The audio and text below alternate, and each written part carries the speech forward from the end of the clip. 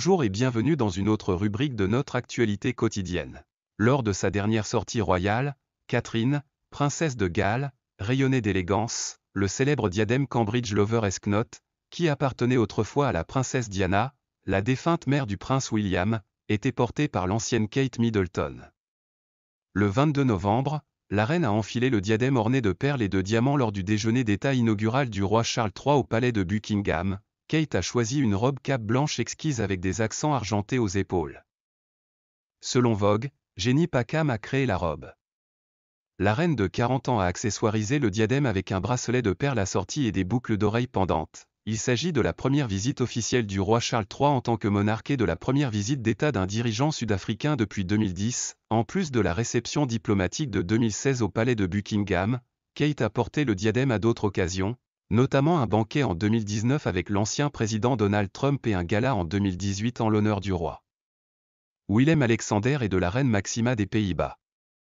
Diana a reçu le diadème comme cadeau de mariage de feu la reine Elisabeth II en 1981. Il a été fabriqué en 1914.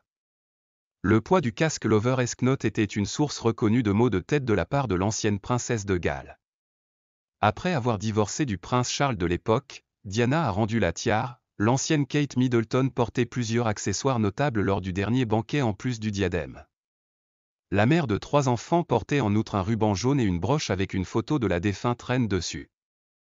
Il semble que Camilla, la reine consort, portait également une broche apparentée. Pour la famille royale, ce fut une soirée mémorable car il s'agissait de la première visite officielle du roi Charles en tant que roi et de la première visite d'État d'un politicien sud-africain depuis 2010. La publication Instagram de la famille royale du 22 novembre indiquait. Kate a assisté à l'occasion et était assise près de Cyril Ramaphosa, le président de l'Afrique du Sud, tandis que Charles parlait. Selon l'Associated Press, la visite était prévue avant le décès de la reine le 8 septembre. Selon Reuters, Charles a déclaré dans son discours, la défunte reine a eu le grand plaisir d'accueillir les présidents Mandela, Mbeki et Zuma pour des visites d'État au Royaume-Uni, auxquelles j'étais présent. De la lutte internationale contre l'apartheid pour faire face aux préjugés, à l'injustice et à l'inégalité qui séparent l'humanité et entravent le progrès de tous, Ramaphosa doit visiter l'abbaye de Westminster pour déposer une gerbe sur la tombe du guerrier inconnu et voir la pierre commémorative de l'ancien président sud-africain Nelson Mandela lors de son voyage, la première visite d'État au Royaume-Uni par un leader mondial depuis celle d'alors le président Donald Trump et sa femme Melania en 2019. Merci d'avoir regardé. N'oubliez pas d'aimer, de partager et de vous abonner pour plus de mises à jour.